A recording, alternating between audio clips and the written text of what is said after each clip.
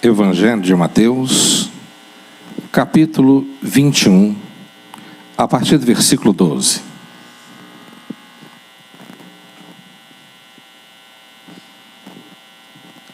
Quem encontrou, diga amém. Amém. Tendo Jesus entrado no templo, expulsou todos os que ali vendiam e compravam. Também derrubou as mesas dos cambistas e as cadeiras dos que vendiam pombas. E disse-lhes: está escrito, a minha casa será chamada casa de oração. Vós, porém, a transformais em covil de salteadores. Vieram a ele no templo cegos e coxos, e ele os curou. Mas vendo os principais sacerdotes e os escribas as maravilhas que Jesus fazia, e os meninos clamando, hosanas ao filho de Davi, indignaram-se e perguntaram-lhe: ouves o que estes estão dizendo? Respondeu-lhe Jesus: sim. Nunca lestes? Da boca de pequeninos e crianças de peito tiraste perfeito louvor? E deixando-os, saiu da cidade para Betânia, onde pernoitou. Amém? Pode tomar o seu assento, amém?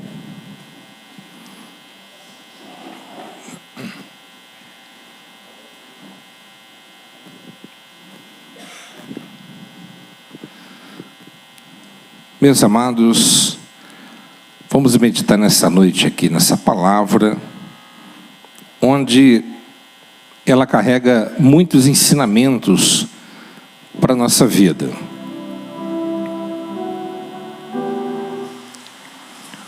O Senhor Jesus, Ele trouxe grandes ensinamentos, não somente para aqueles que vendiam, quanto aqueles que também consumiam, quanto aqueles que também estavam ali prestando adoração e culto ao Senhor Deus Todo-Poderoso. Nós estamos aqui diante de uma passagem onde Jesus, ele se revela como sendo o quinto templo ao longo da história, dentro de uma linha escatológica, porque desde o início de todas as coisas, o homem não havia lugar específico para buscar a Deus, não havia templo feito por mãos humanas. Então, desde Abel até Moisés, o homem buscava Deus nos montes, nos vales, nos desertos.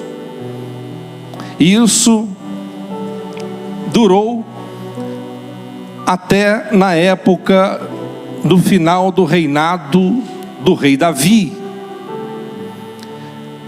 Salomão recebeu a ordem divina para poder construir o templo físico, mas havia feito o Senhor algo que tinha dado a Moisés uma ordem para que ele pudesse assim trazer a presença de Deus para o meio do povo. Então ali o Senhor Deus deu a ordem a Moisés que pudesse construir o tabernáculo móvel.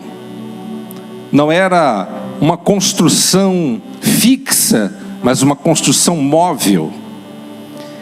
Então ali, essa construção, ela durou até o meado do templo, do final da época de Davi, como disse.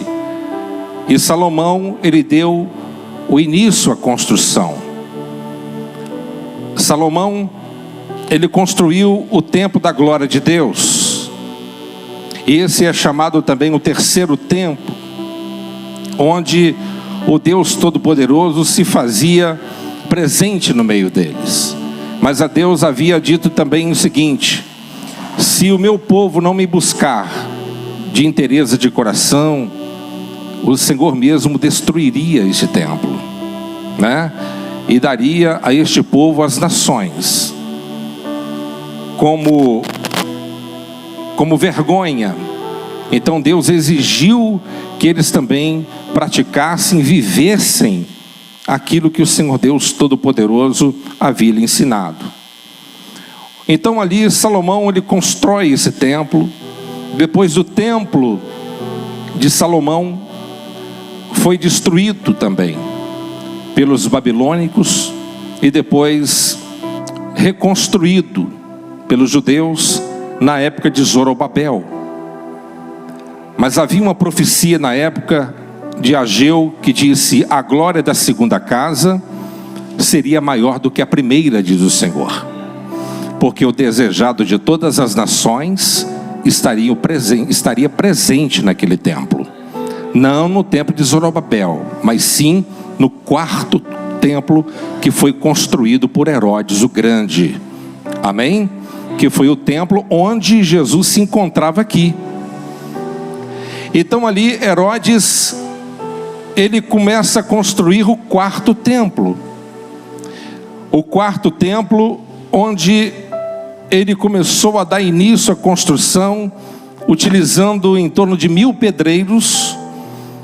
E o átrio demorou em torno de 1 ano e meio. E para a construção total, demorou em torno de 46 anos.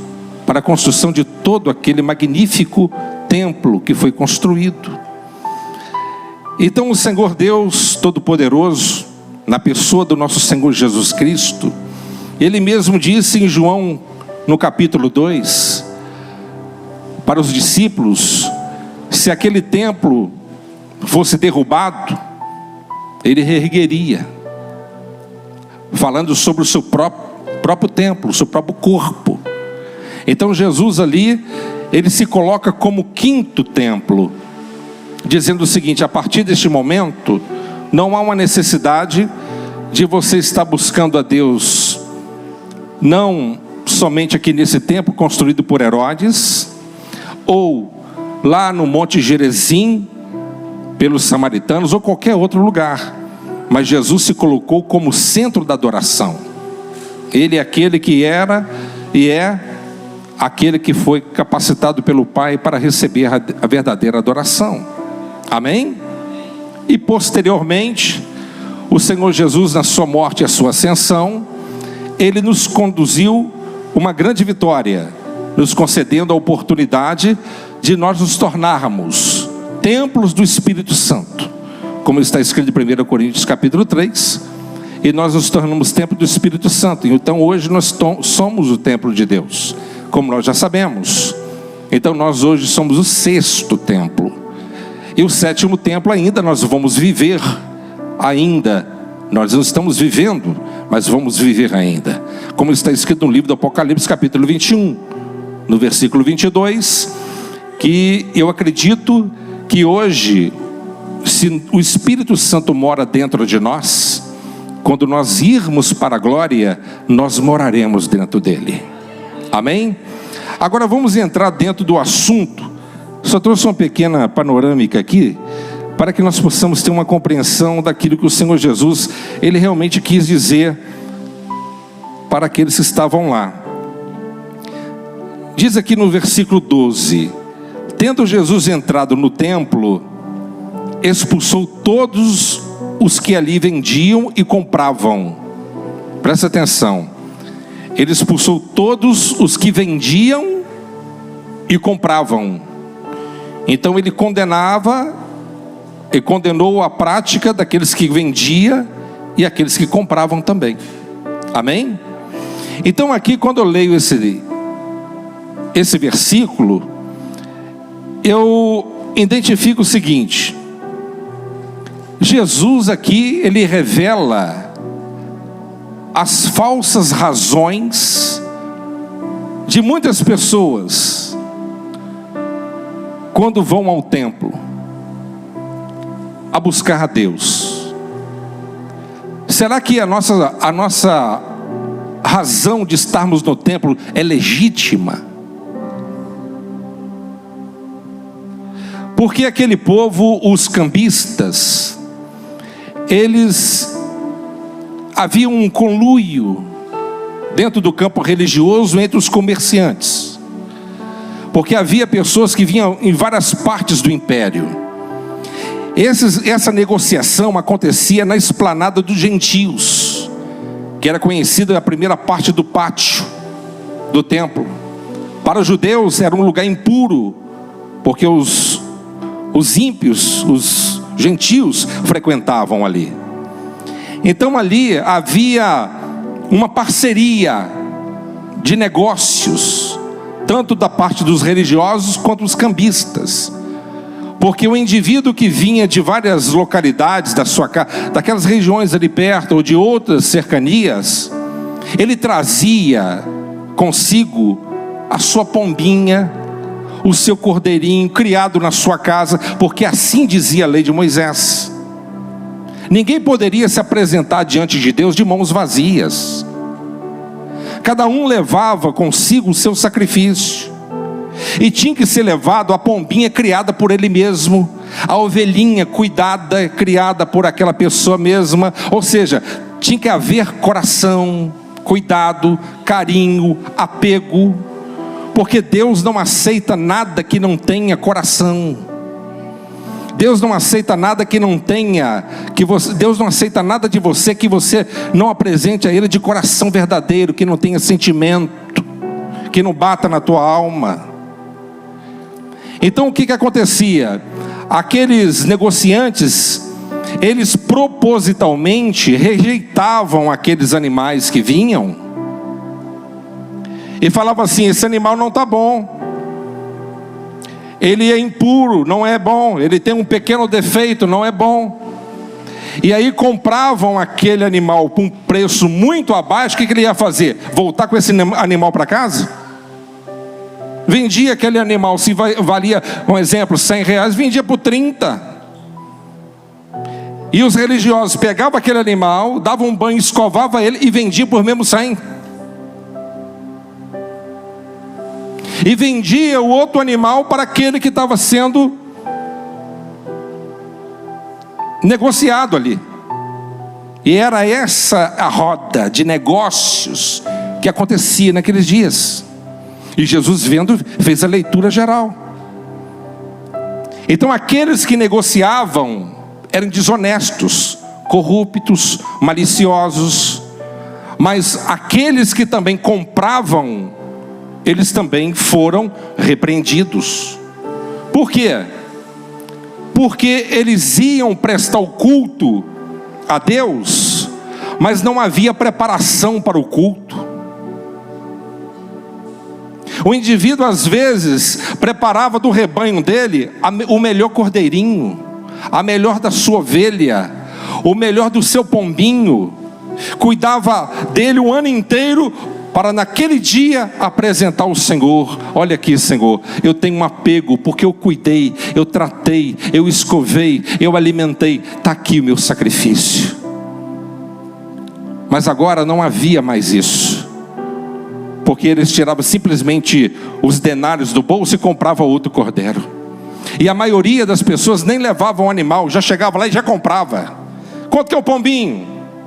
Uma dracma, toma. A pergunta que o Senhor nos faz aqui nessa noite: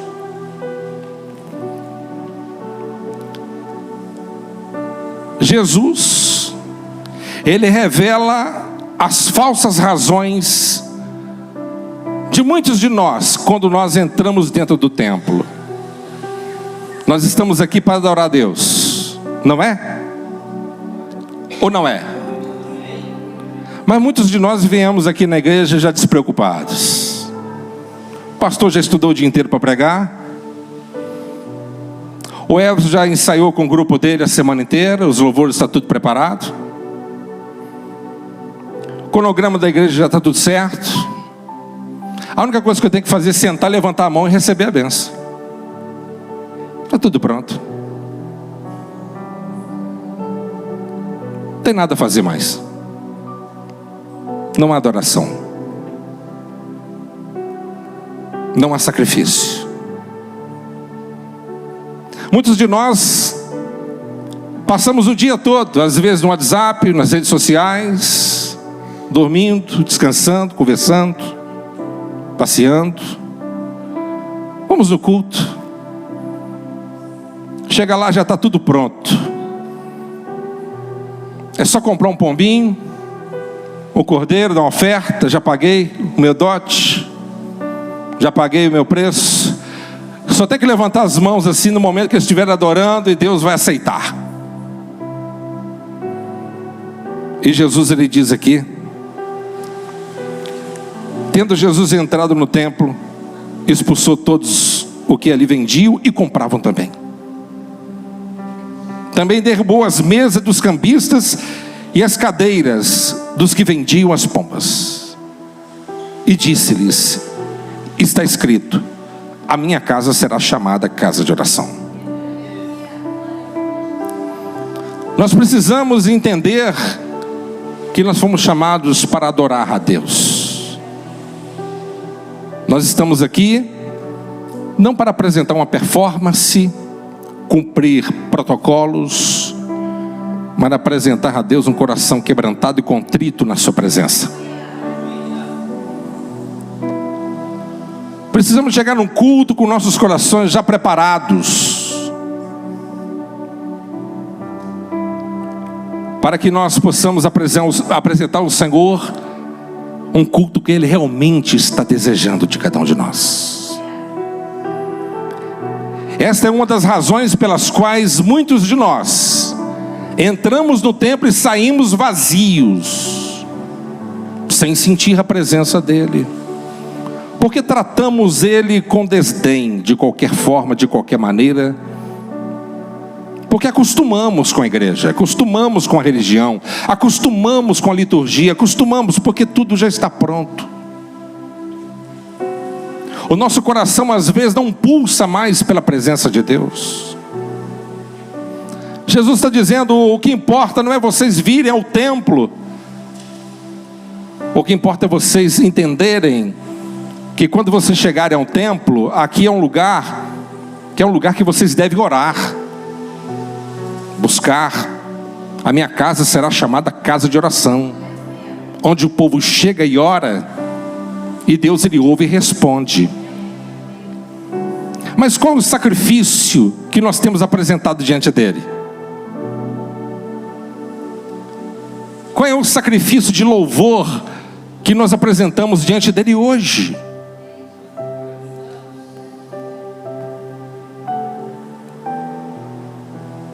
Se há muitos mercenários da fé, não tenho dúvida, mas há muitos também que são culpados por também, comprarem as suas ideias. Tanto aquele que oferece o falso evangelho é culpado, quanto aquele que também compra, ele também é culpado. Estão sendo enganados, pastor, não tenho dúvida, mas a Bíblia diz, Jesus, ele disse que nós temos obrigação de procurar a conhecer a palavra de Deus. Se você procura conhecer, você não será enganado. O boi conhece a sua manjedoura, o jumento aquele que o possui, mas o meu povo não conhece a minha palavra. Muitos estavam dentro da igreja, sabe por quê? Não para buscar e adorar a Deus, mas para fazer bons negócios. Você está aqui nesta noite para poder adorar a Deus e fazer bons negócios. Não, porque igreja hoje, em muitos lugares, é sinal de network. Não, eu vou fazer parte daquela igreja porque lá só tem gente top, só tem empresário influente, só tem pessoas da alta, só tem pessoas que os contatos vai me levar a fazer bons negócios lá na frente. Isso vai me favorecer. Não precisa você estar numa igreja evangélica, vai para a maçonaria.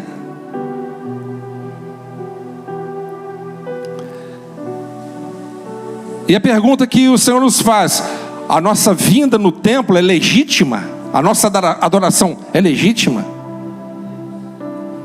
Havia muitos que estavam comprando o culto. Eu já dei o meu dízimo. O que eu tenho que fazer? Só levantar a mão e receber agora.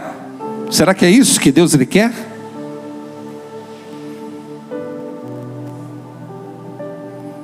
Não havia mais preparação.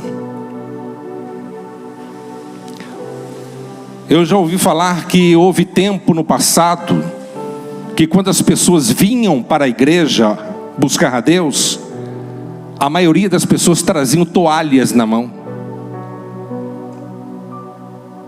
Não é para colocar debaixo do joelho para orar, mas sim para enxugar as lágrimas, para chorar na presença de Deus.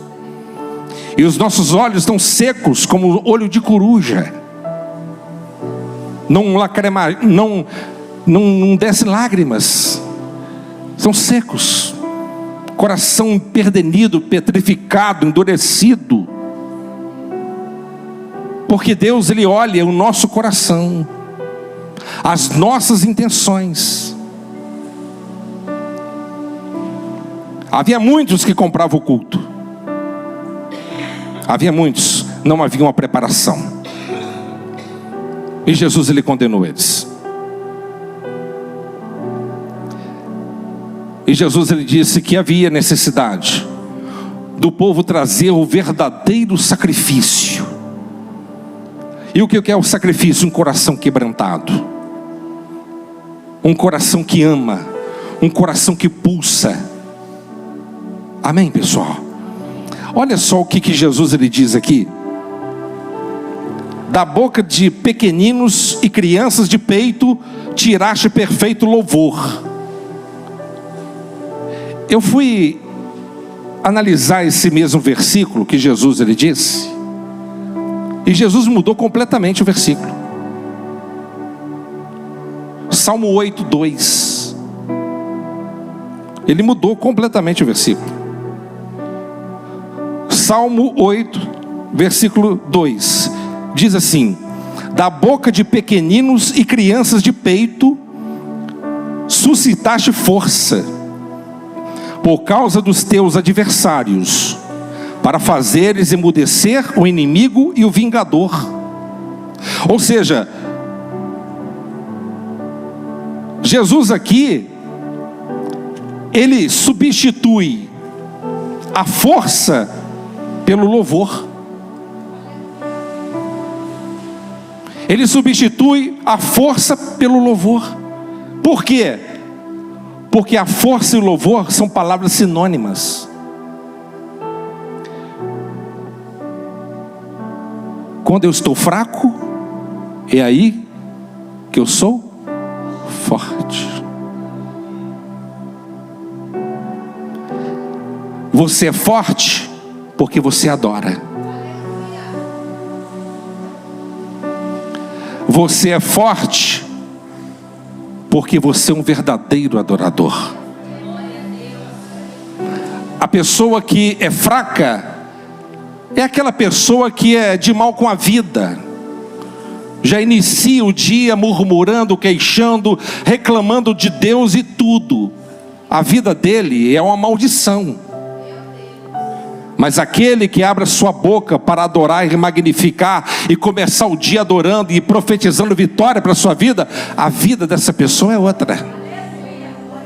O inimigo não suporta ficar ao lado de uma pessoa que louva. Ele não suporta. Você pode enfrentar lutas e provas e dificuldades. Ao invés de murmurar, tu adora, tu agradece. O diabo fica louco. Ele não suporta isso. Então Jesus aqui, Ele fala com muita clareza de algumas situações pelas quais pessoas aqui estão sendo desqualificadas da forma que estão se apresentando diante do Senhor. Aqueles que estavam lá para fazer bons negócios, os cambistas, aqueles que estavam apresentando cultos já formalizados. E havia um grupo também que estavam dentro do templo para questionar a forma que Jesus estava pregando. Eu ouvi alguns dias atrás, foi um dos maiores pregadores do Brasil, e ele foi catalogado dentro dos 100 maiores pregadores influentes do mundo. Ele disse assim: já tem aproximadamente 25 anos que eu não ouço nenhum pastor pregar. Ele disse: eu não suporto ouvir nenhum pastor pregar, porque quando prega, talvez 10% você absorve, o resto é bobagem. Um homem que alcançou um grande nível de soberba e altivez, tão grande que não tem ninguém que possa trazer nada. Irmãos, Jesus disse que nós temos que ser como crianças. Olha só o que Jesus disse aqui no verso 15: mas vendo os principais sacerdotes e os escribas as maravilhas que Jesus fazia, e os meninos clamando: Hosana ao filho de Davi, indignaram-se. Tem pessoas que vêm na igreja, o pastor errou, a palavra que ele falou não está no gerúndio, no grego não é isso. Tem pessoas que vêm na igreja para fazer uma análise crítica, exegética, hermenêutica, e acabam saindo mais vazias do que entraram. Nós precisamos de entender que quando nós entramos na presença de Deus, se nós quisermos sairmos abastecidos, precisamos entrarmos como crianças, simples de coração, abertos para poder ouvir a palavra do Senhor. Eu disse para vocês como exemplo, irmãos, eu recebi uma profecia semana passada de um grande homem de Deus, e uma palavra magnífica. Rafael conhece, ele foi o homem de Deus que entregou a revelação para ele sobre o filho. Ele falou comigo: olha, o Senhor está restaurando a sua vida, os 2 filhos, está restaurando a sua vida. Deus acordou ele no sonho, e ele me mandou a mensagem: pastor, eu estou te mandando essa mensagem que o Senhor mandou te dizer, sem saber de nada que eu estou enfrentando. O Senhor mandou te dizer que Ele está restaurando a sua vida há 12 anos. Ele está revitalizando a sua vida, rejuvenescendo 12 anos na sua vida, sem saber de nada. Eu estava fechando aqui a igreja, eu tenho vários exemplos disso. Fui conversar com pessoas pedintes, mendigos, que me entregaram profecias de Deus. Nós temos que entender que o nosso Deus, Ele age como quer e da forma que Ele quer, e temos que ter um coração quebrantado na presença do Senhor. Alguns, como aqueles escribas, doutores da lei, estavam ali como críticos, analíticos. Isso não é certo, isso não é correto. Mas Jesus, Ele censurou eles, dizendo o seguinte: enquanto vocês estão aqui para criticar a forma que eu verbalizo, as criancinhas estão vindo aqui receberem curas, estão aqui para poder me adorar, pulando de alegria, estando do meu lado. Paralíticos sendo curados, pessoas sendo enfermas, sendo revitalizados.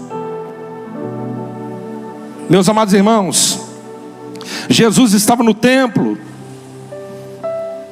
e eu tenho certeza que Jesus também está no templo aqui nessa noite. Aonde que estiver 2 ou 3 em nome do Senhor, Ele está presente.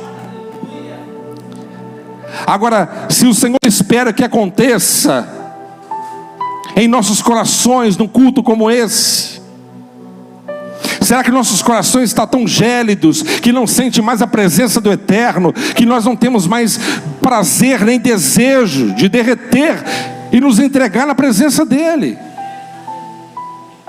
Ele está nos chamando a uma intimidade com Ele nessa noite. Quando o templo é transformado no lugar de orar, as orações são respondidas. Quem está me entendendo? Transforme a sua vida, uma vida de oração, e a sua oração passará a ser ouvida. Amém, pessoal? Nós falamos muito sobre isso, mas nós oramos muito pouco. A igreja ora muito pouco. Então quando o templo de Deus, a minha vida transformada em um templo de oração, as minhas orações são respondidas diante de Deus. Vocês já tiveram a oportunidade de ter uma oração respondida? Já? Isso não serve de motivação, encorajamento? Não é bom? Por que parou?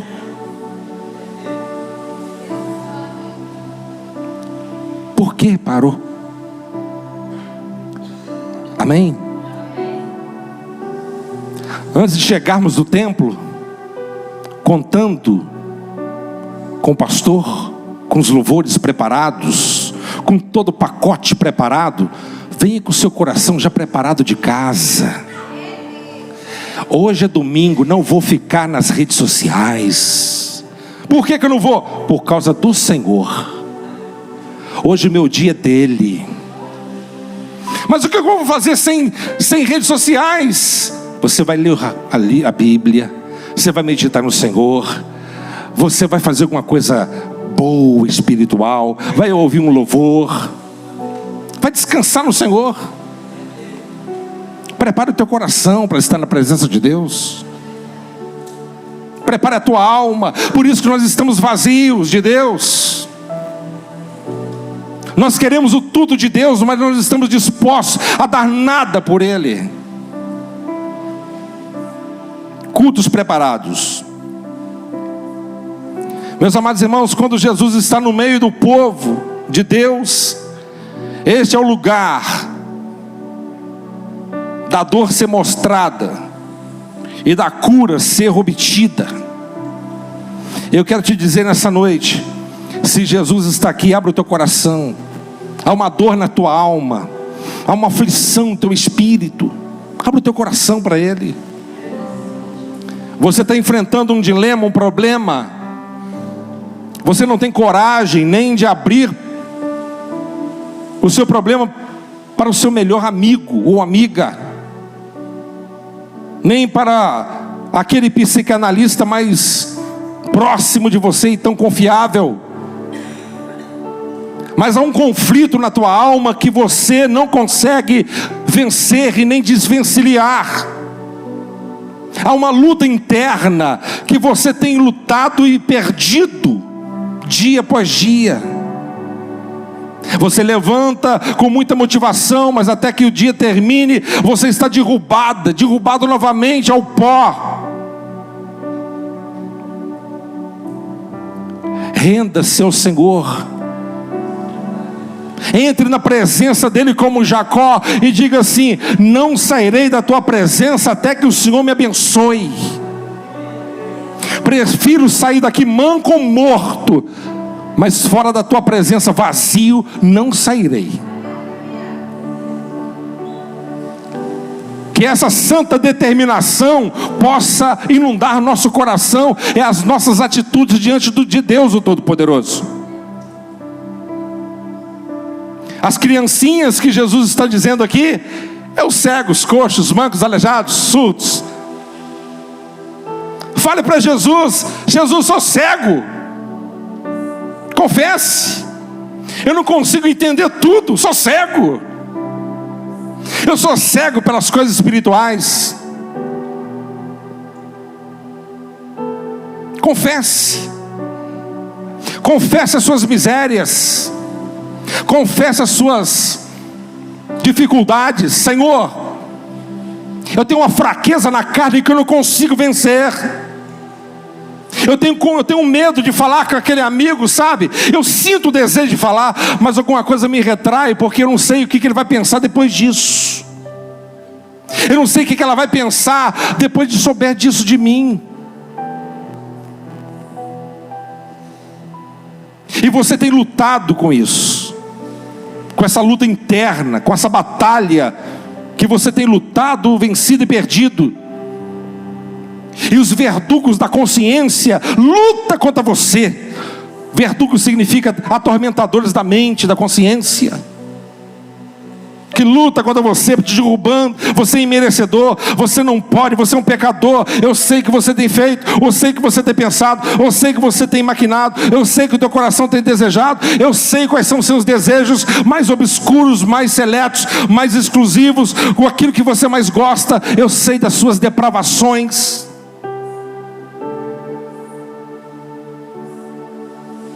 E você pode até mesmo confessar e falar assim: é verdade, mas eu posso tudo naquele que me fortalece.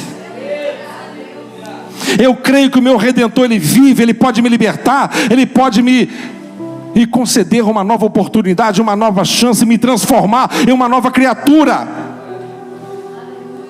Ninguém é bom demais, ninguém é perfeito demais.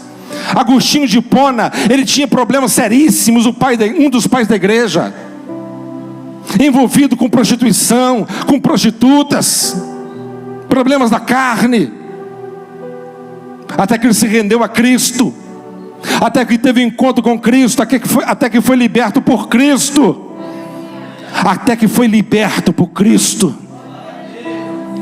e se tornou escravo de Cristo, e vencedor em Cristo. Assim Deus pode fazer por nós. O templo é um lugar de cura para quem confessa a Ele. A igreja aqui é lugar de cura para quem confessa a Ele. Ninguém tem moral de apontar o dedo para você. Ninguém é tão digno assim de acusar você de alguma coisa. Ninguém é tão bom assim. Ninguém tem uma moral tão elevada a ponto de apontar o dedo e te julgar e te dar notas a respeito da sua moralidade e civilidade. Mas Deus, Ele compreende a sua fragilidade. Deus, Ele compreende a sua incapacidade. Deus, Ele compreende o quebrantamento elevado do seu coração e a intenção verdadeira na sua alma e o desejo de transformação. E Ele vai te conceder a vitória que você está esperando. O templo é lugar de cura para aqueles que confiam, aqueles que confessam a Ele. Quem está me entendendo? Olha aqui, estou terminando. Vieram a Ele no templo cegos e coxos, e Ele os curou. Vieram a Ele. Vai até Jesus, busca Jesus. Cegos e coxos, cegos e coxos.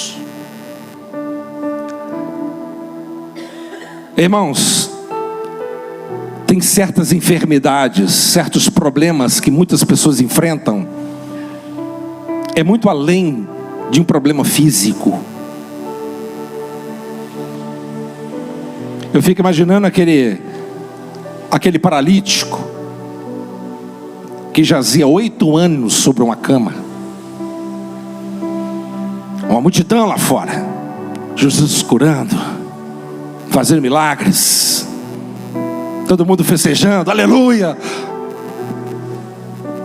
cheio de coisas acontecendo. Os seus 4 amigos chegaram perto dele, vão tirar ele daqui, vão levar até Jesus, não dá para sair pela porta, vão remover o telhado, olha só que confusão, e começaram a arrancar o telhado da casa, e remover o telhado, e colocaram ele em cima de um edredom, uma toalha, um pano, sei lá, e começaram a arrancar ele lá de cima.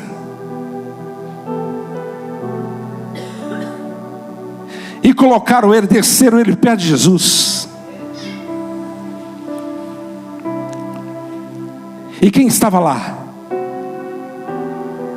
Os escribas, os religiosos, estavam lá olhando. Vamos ver o que ele vai falar agora. Nós queremos mais uma palavra dele, uma palavra de blasfêmia. Queremos ouvir mais um erro teológico dele. Jesus olhou para aquele homem. Ele não disse para ele: homem, você está curado. Ele não disse isso. Jesus olhou para ele e disse: homem, perdoados estão os teus pecados. E a Bíblia diz que os religiosos arrazoaram em si, ou seja, pensaram: quem é esse que tem poder para perdoar pecados? Blasfêmia. Vamos matá-lo agora. Ele blasfemou. Blasfêmia. Jesus, sabendo o que ele estava pensando, Jesus disse: qual que é mais fácil? Dizer a este homem: perdoados estão os seus pecados, ou dizer para ele: toma o teu leito e anda? Para que vós saibais que o Filho do Homem não somente tem poder para perdoar pecados, eu vos digo agora, homem, levanta-te, anda e vai para sua casa. Ele se levanta, pega o leito e sai andando. O que causou a paralisia nele era um pecado inconfessado. Jesus não fez questão de expor o pecado dele, porque isso é uma questão sua e Deus.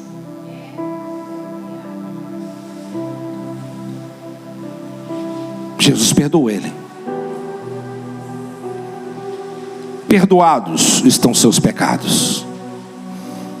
Eu quero te dizer nessa noite, quando nós abrimos nossos corações, reconhecemos as nossas falhas e clamamos a Ele pelo milagre, Ele tem aquilo que nós precisamos. Quem me compreende? Por isso, meus irmãos, fala comigo: força e louvor. O último versículo: da boca de pequeninos e crianças de peito tiraste perfeito louvor. Amém? Então, a sua força está no seu louvor. Amém? Adore, busque, clame, magnifique o Senhor de todo o seu coração. Porque enquanto você adora, você fica forte. A Bíblia diz que Abraão foi fortalecido. Por quê? Porque ele deu glória a Deus, porque ele adorou a Deus. Você encontra isso em todo o ministério do Senhor Jesus. Todos que foram apresentar adoração a Ele receberam milagre, porque a adoração te fortalece. Deus te rejuvenesce. Deus derrama graça, poder, vigor, virtude na vida daqueles que são adoradores por excelência. Você tem duas opções: ou murmurar ou adorar. Então adore. Amém? Adore o Senhor. E aprenda que no templo nós precisamos de vir, não comprar um culto com uma oferta, com um dízimo. Não vir no culto porque tudo já está preparado, mas precisamos de vir com o coração inteiro para apresentar a Ele um culto que Ele espera que nós apresentemos. Amém? Quem me compreendeu, diga glória a Deus. Vamos colocar de pé em nome de Jesus.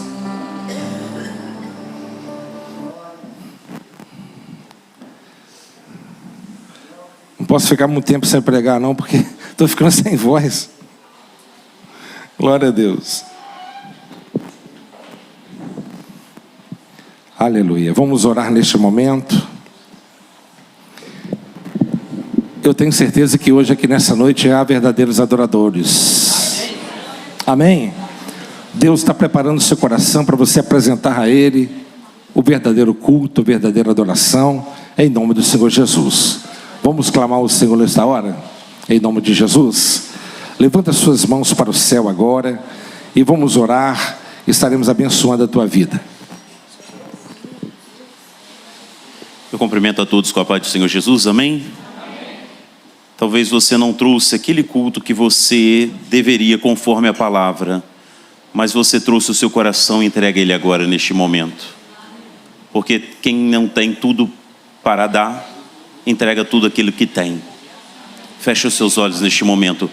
Senhor, meu Deus e meu Pai, em o nome do Senhor Jesus Cristo, a Tua palavra, meu Pai, nos garante, meu Pai, que a hora vem e essa é a hora em que os verdadeiros adoradores adorarão o Pai em espírito e em verdade. E nessa noite, meu Pai, os Seus filhos e filhas aqui estão, meu Pai, diante de Ti, meu Pai. Ó Deus querido e amado, há tantos questionamentos, dúvidas, meu Pai. Há tantos, meu Pai, daquelas realidades expostas aqui nessa noite através da Tua palavra, meu Pai. Não há nada novo debaixo do céu, Senhor. E talvez a realidade hoje da igreja brasileira do Senhor, meu Pai, é como aquela, meu Pai, lá do passado, onde que, meu Deus, havia cambistas, havia, meu Pai, quem comprava e também quem vendia, Senhor. Mas nessa noite o Senhor tem nos chamado a nossa atenção, meu Pai, para voltarmos, meu Pai, para Ti e exercermos uma fé diferente, uma teologia diferente, meu Pai, vivermos, meu Pai, uma vida totalmente diferente, meu Pai, uma vida regrada e pautada pelas verdades bíblicas, Senhor.